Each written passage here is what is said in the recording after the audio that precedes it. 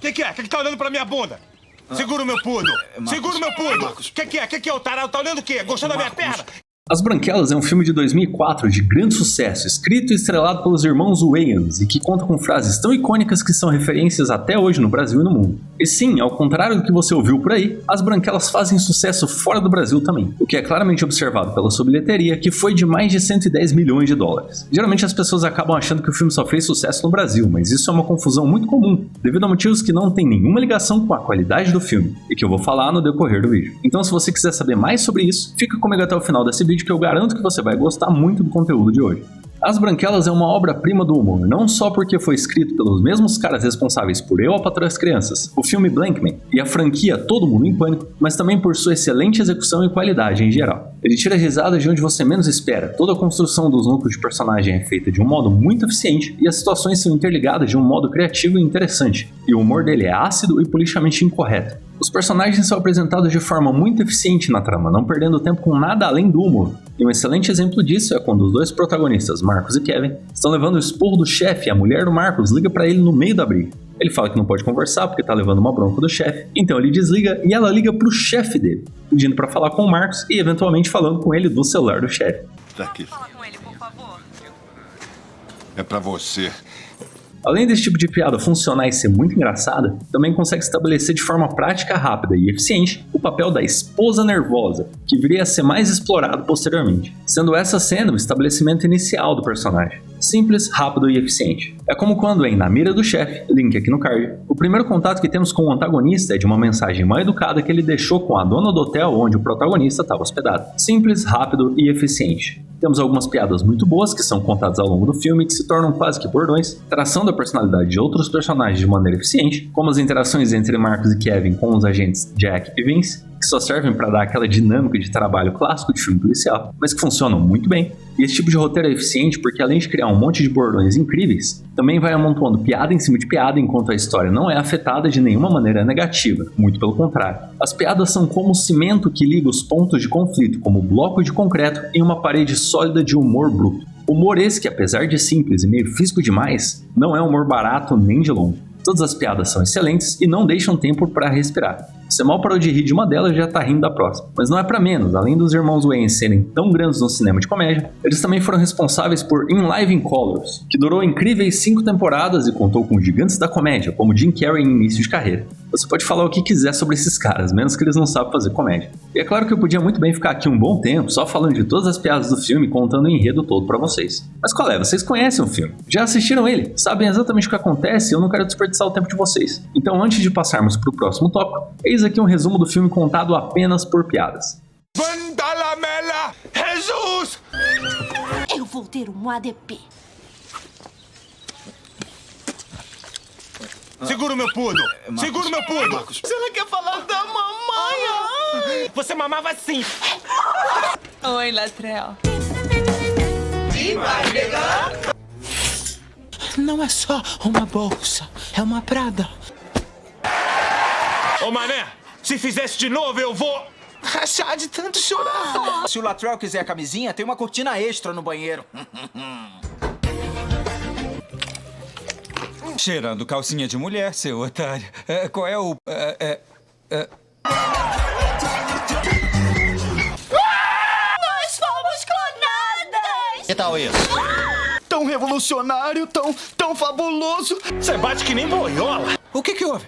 Essa calcinha tá me matando. Garota, liga pra Nenê e pra Laquanda. Diz pra elas trazerem vaselina e navalhas retas. Eu sei qual é o babado dessas peruas. Tá me dizendo que você não é É, eu não sou mulher. branco?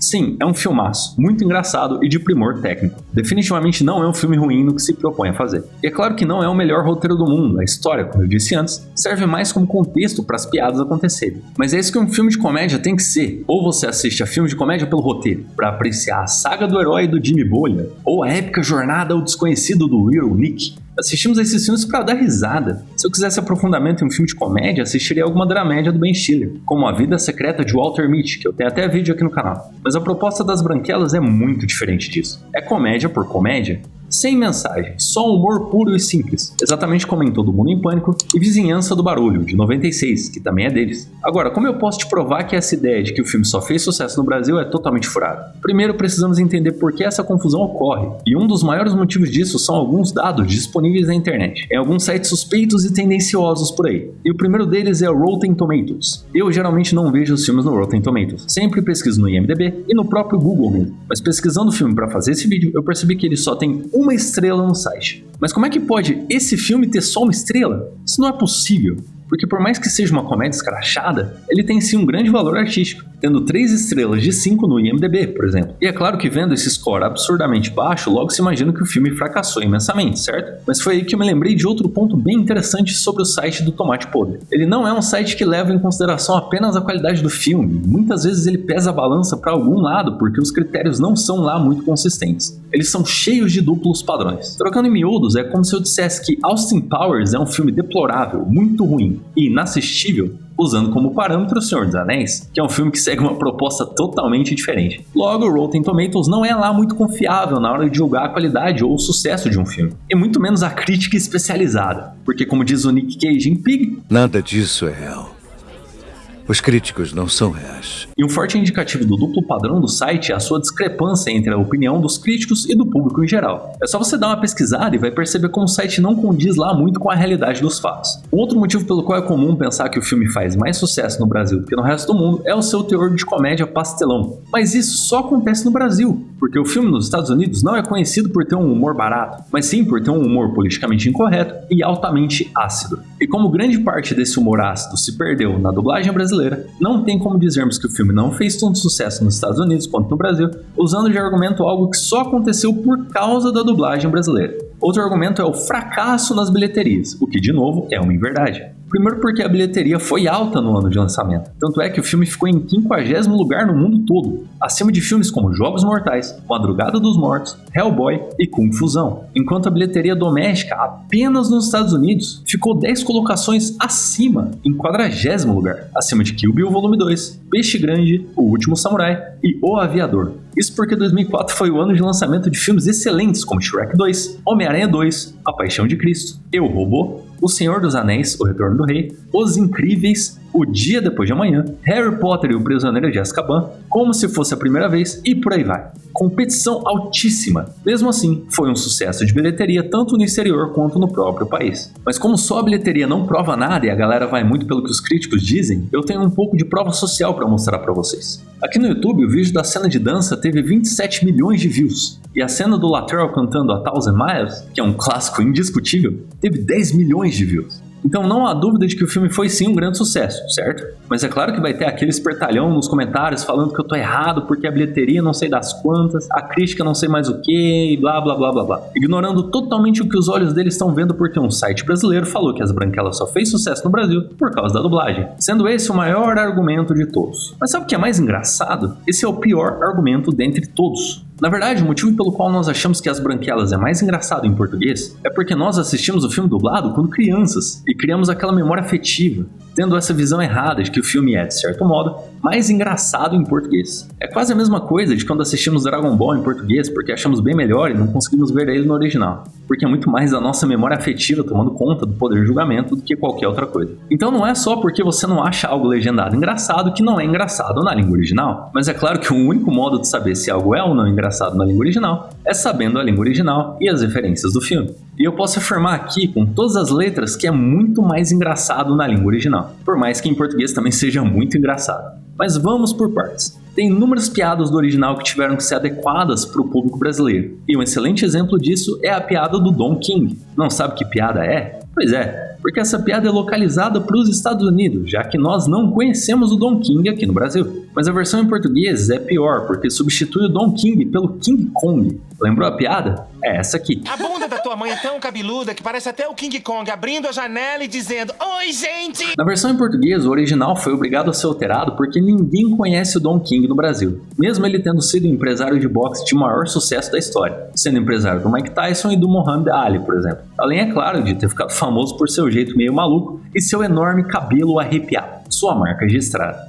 Ah, mas como você pode saber que é mais engraçado que a versão em português? Bom, enquanto na piada em português o King Kong abre a janela e diz "Oi, gente", Don King não abre janela nenhuma porque nem com o King Kong essa frase faria sentido. Na piada original, Don King fala "Only in America", que era uma espécie de bordão dele, além de ter a sua imitação adicionada à cena. Your mother's ass is so hairy, it looks like Don King's about to pop out and say, "Only in America!" É claro que a piada é mais engraçada se você conhecer o Don King e saber da frase de efeito dele, mas também é inegável que a dublagem foi feita abrindo mão dessa informação. Então a piada em inglês é muito mais engraçada porque o Don King é referência por seu corte de cabelo icônico, tem o bordão famoso dele e ainda por cima traz o fator imitação. Enquanto a piada com o King Kong não faz sentido porque ele não é conhecido por ser peludo, mas sim por ser um gorila gigante, e ainda não existe o fator imitação e nem a frase de efeito. Simplesmente porque o King Kong não fala, fazendo com que a piada em português perca 2 camadas de humor. Logo, a piada original é, no mínimo, 2 vezes melhor que a piada em português.